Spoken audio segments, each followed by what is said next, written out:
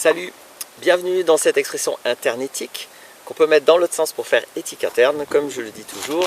Et comme je dis toujours aussi, c'est une émission de Kevin Relation TV que je vais mettre en annexe de mon site être-humain.net. Je peux juste rajouter une chose aussi sur le conseil très pertinent, j'ai oublié de qui, mais bon, il ou elle se reconnaîtra. J'ai fait sur ma chaîne YouTube des playlists, ça s'appelle comme ça.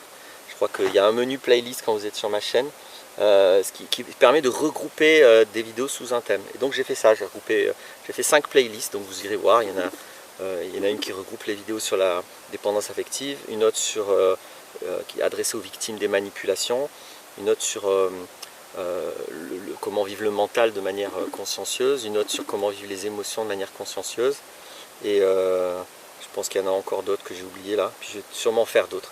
Donc ça vous permet d'avoir un pack avec la sélection subjective que j'ai fait des vidéos, parce que là il commence à y avoir beaucoup de vidéos, donc j'imagine c'est pas si simple de se retrouver dans tout ça. Donc là c'est un moyen d'avoir des thèmes, des sous-thèmes et des sélections faites pour vous. Alors les playlists sont plus ou moins longues. Allez voir, n'hésitez pas à me demander des playlists aussi si vous voulez. Alors le thème d'aujourd'hui, ça va être un peu dans le thème du mental. Je ne sais pas si je vais la rajouter à la playlist sur le mental déjà. C'est comment vivre le mental de manière utile. Quel est le mental utile et quel est le mental toxique. Alors pas de manière absolue et générale, parce que c'est un sujet excessivement vaste. Et donc je ne vais adresser qu'une partie de ça.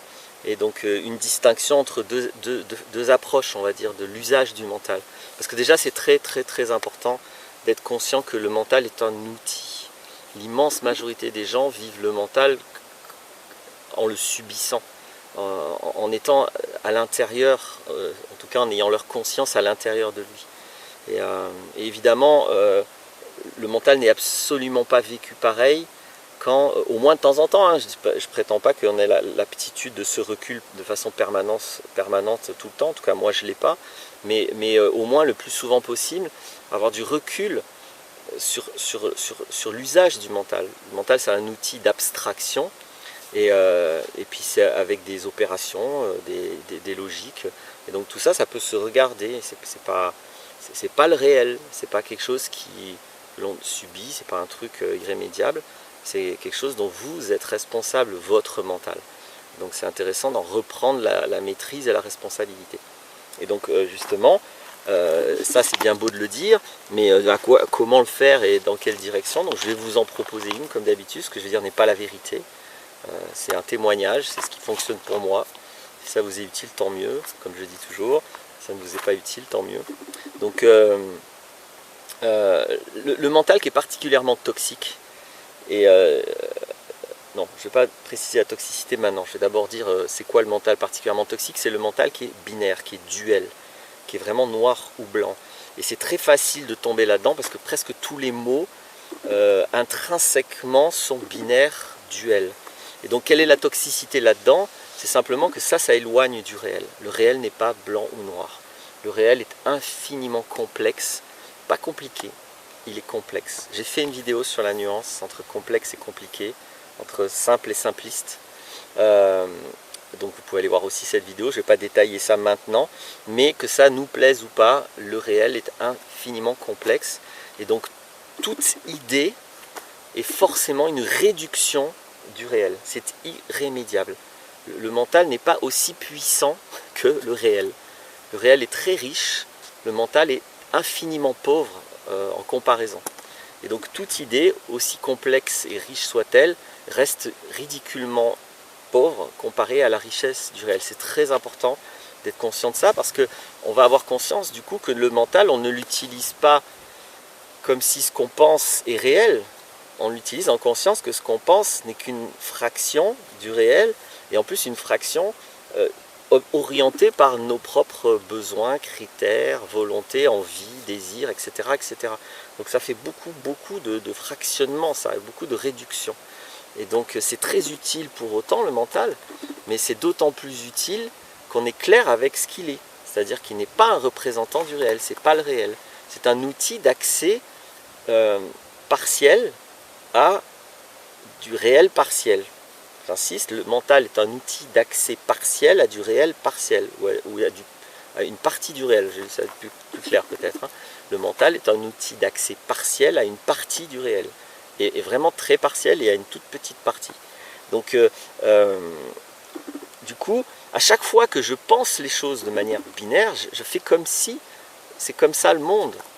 Et alors binaire, c'est voilà, c'est blanc ou noir, c'est riche ou pauvre, c'est gentil ou méchant, c'est grand ou petit, c'est voilà, toutes ces notions qui sont très utiles, hein, mais elles ne sont pas utiles si on pense qu'elles sont réelles. C'est pas réel. C'est encore une fois un accès partiel à une partie, partiel et subjectif, je devrais préciser, à une partie du réel. Et donc du coup, à quoi il sert ce mental là? Il a l'air vachement limité, oui, il est très limité. Une fois que j'accepte la limite, c'est pas si grave. Bon, il me vient une image, mais elle n'est pas très pertinente, donc je ne vais pas la sortir. Donc, qu'est-ce qui est un mental utile? Alors là, je pourrais en dire beaucoup, il y a beaucoup de choses à dire. Je vais faire une proposition qui vaut ce qu'elle vaut. Je trouve que c'est un mental qui est clair avec 3 aspects. Le premier aspect, c'est que quand je pense, donc quand j'ai une idée, quelle qu'elle soit, alors pareil, hein, des idées simples, des idées complexes, une idée c'est un mot. Hein. Un mot est une idée. Si je pense France, France c'est une idée. C'est une réduction très très très pauvre du territoire que je suis en train d'évoquer. D'ailleurs, j'évoque peut-être même pas le territoire, j'évoque peut-être la logique administrative, ou j'évoque peut-être la culture. Et le mot France va se relier à des réels très très très différents selon les gens. C'est pour ça que je disais c'est un accès partiel et subjectif. Tout le monde va pas se relier au réel de la même manière avec le même mot. Mais donc même un mot tout court, hein, donc pas une pensée élaborée, pas une idée, pas une phrase, même un mot tout court c'est déjà une idée. Et donc rien que déjà un mot, c'est important d'être conscient du contexte du mot. C'est-à-dire ça c'est le penseur qui porte ce contexte. C'est-à-dire quelle est mon intention, quelles sont mes valeurs. Parce que je pense le mot France et je le fais le relier à une partie du réel en fonction de mes intentions et de mes valeurs. Et si je n'ai pas conscience du cadre de ma pensée, je pense n'importe comment. Je pense d'une manière non consciencieuse.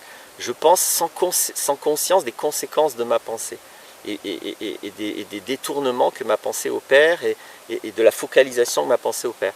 Donc toute pensée est intimement reliée à vos valeurs et à vos intentions. Et ça c'est déjà très complexe, parce que vos valeurs c'est un système éventuellement complexe, et vos intentions, je le dis volontairement au pluriel aussi. Une intention seule ça n'existe pas. Une intention c'est un processus très hiérarchique. Une intention a une intention parente, qui a une intention parente, qui a une intention parente, souvent c'est un processus comme ça, assez hiérarchique.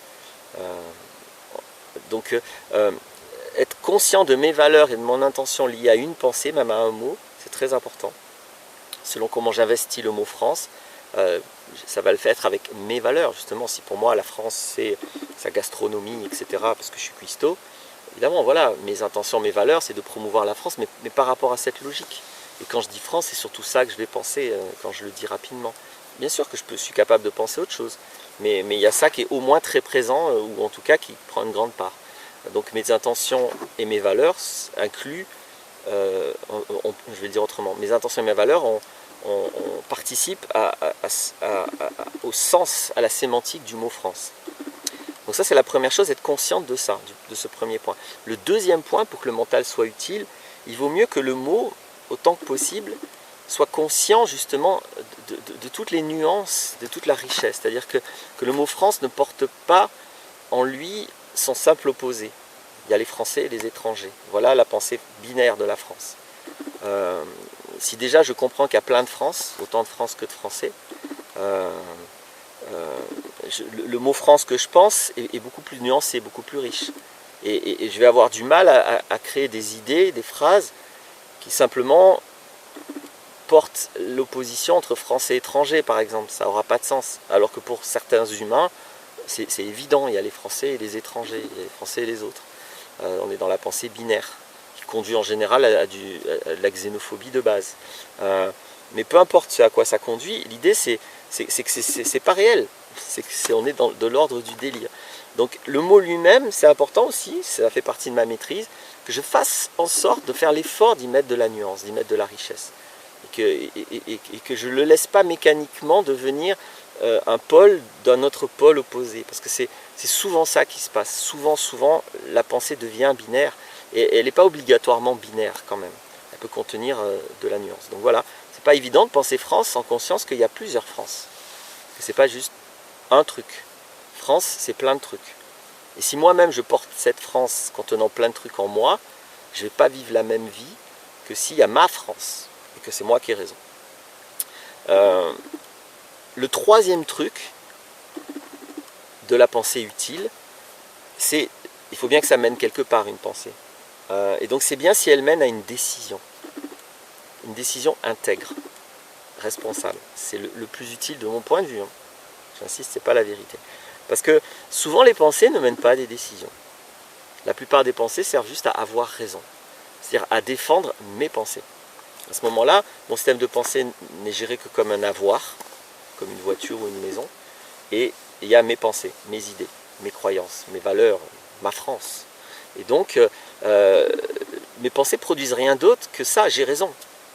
Et, et les gens qui pensent comme ça, en fait, on ne peut pas discuter avec eux, on ne peut que combattre. Parce que c'est un combat, c'est soit vous avez tort, soit vous avez raison dans le même sens que la personne. Parce que sa pensée est un avoir. J'ai mes idées, j'ai ce que je pense, c'est quelque chose que j'ai. C'est moi, c'est ma propriété. Je le défends. Et donc, il n'y a pas de production autre que ce besoin affectif d'avoir raison et de se sentir en sécurité parce que je défends mes idées un peu comme je défendrais ma maison. Et parce qu'il y a vraiment ce rapport confus. Là encore, on est dans l'ordre du délire. Je confonds mon corps avec mes pensées. On peut attaquer mon corps, mais on ne peut pas attaquer mes pensées.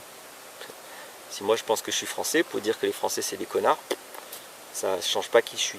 Je ne suis pas attaqué. Maintenant vous me mettez une baffe, là ça attaque mon corps. Si vous mettez une baffe très forte, vous pouvez même me déboîter un os, me faire une blessure, etc. C'est vraiment pas le même vécu.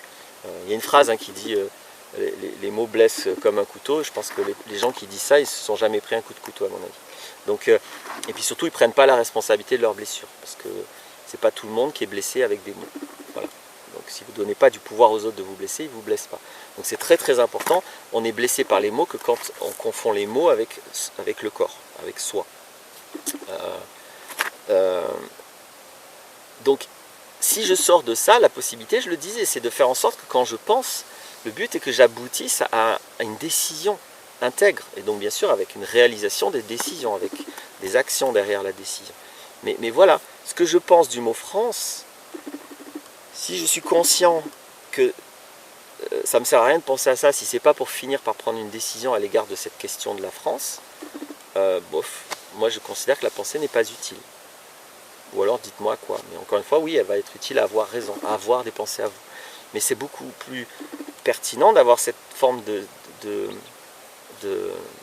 rigueur, de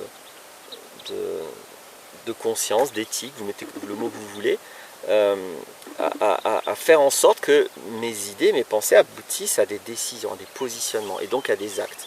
Et que ça rende clair ce que je suis aussi dans mon faire, dans mon comportement, dans mes actions. Que j'agisse de manière intègre, ça veut dire que mes actions font un, intègre c'est un, font un avec mes pensées. Ce que je pense, je le fais, ce que je dis, ce que je fais, je le dis, ce que je dis, je le fais, ce que je dis, je le pense, ce que je pense, je le dis. Voilà, tout ça, ça fait un. Selon Gandhi, c'était la solution pour le bonheur, c'était la clé du bonheur. Donc, bon, je suis assez d'accord avec Gandhi, mais c'est pas tellement important. Le fait est que là, on fait du mental quelque chose de profondément utile, de profondément harmonieux, de profondément actif, quelque chose qui réalise vos valeurs et vos intentions, parce que c'était ça le premier point, dans la société, etc. etc. Je trouve que là, le mental, c'est un outil absolument merveilleux, super pertinent, et donc profondément utile. J'avoue que je vois pas trop d'autres pertinence à utiliser le mental, pour ma part. Ça, c'est mon point de vue. Donc en tout cas, voici une proposition. Faites ce passage depuis la pensée binaire, la pensée duelle. J'ai aussi fait une vidéo hein, sur la dualité consciencieusement, ou le bien et le mal consciencieusement. Vous pouvez aussi aller voir, c'est des vidéos qui s'associent à celle-ci. Donc le passage de la pensée binaire, duelle, à cette pensée qui cherche à être utile avec ces trois phases, ou en tout cas ces trois dimensions, parce que ce n'est pas temporel hein, ces phases. Ma pensée, j'ai conscience qu'elle est portée par des valeurs et des intentions dont je suis responsable. J'ai conscience que je dois l'enrichir et la nuancer au maximum au niveau sémantique. Et j'ai conscience que c'est important de la diriger vers une décision intègre, cohérente, vers des actions responsables. Voilà. Ma pensée, là, elle est dans cette structure en trois dimensions. Et c'est cette structure mentale que je trouve utile. Voici une proposition. J'espère qu'elle vous conviendra. Dans tous les cas, merci d'avoir écouté jusque-là. Et n'oubliez pas, le mental est plus fort que toi. Ah! Vous voyez, mon mental, il a réussi à me truander. Je vais laisser mon lapsus, mais non, le réel est plus fort que toi. Voilà.